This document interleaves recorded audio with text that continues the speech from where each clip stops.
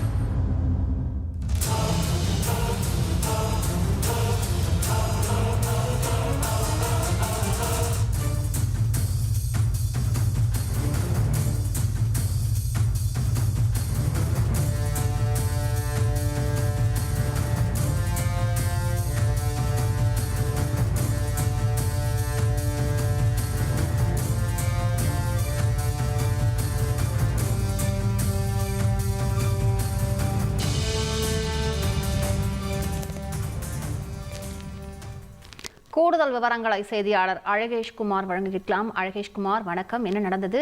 இந்த சம்பவத்தின் முழு பின்னணியும் விவரிங்க.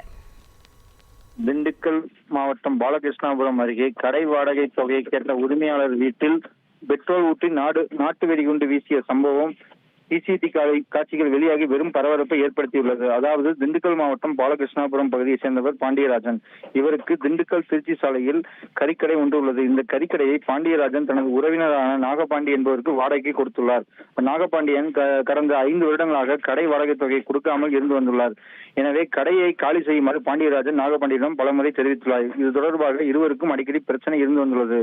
இது தொடர்பாக பாண்டியராஜன் காவல் நிலையத்தில் நாகபாண்டியன் மீது புகார் கொடுத்துள்ளார். இந்த நிலையில் நேற்று நள்ளிரவு பாண்டியராஜன் குடும்பத்துடன் வீட்டில் தூங்கிக் கொண்டிருந்த போது திடீரென வெடிச்சத்தம் கேட்டது. வெடிச்சத்தம் கேட்ட பகுதியில் சமையலறை பக்கம் சென்று பார்த்தபோது சமையலறை தீப்பிடித்து எரிந்து கொண்டிருந்ததை அறிந்தார். இதனையடுத்து சமையலறையிலிருந்து வெளியே வந்து பார்த்தபோது வீட்டின் கேட் முன்பு ஒரு பெட்ரோல் ஊற்றி நாட்டு வெடியை வீசியதில் தீப்பிடித்து எரிந்து கொண்டிருக்கிறது தெரிய வந்தது.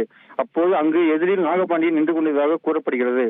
நாகபாண்டியன் கையில் இரும்பு கம்பியை காட்டி உன்னை கொல்லாமல் விடமாட்டேன் என்று கூறி தப்பி சென்றதாகவும் கூறப்படுகிறது. இது குறித்து பாண்டியராஜன் திண்டுக்கல் தாலுகா காவல் நிலையத்தில் புகார் அளித்துள்ளார். இது குறித்து சிசிடிவி காட்சிகள் தற்போது வெளியாகி பெரும் பரபரப்பை ஏற்படுத்தியுள்ளது.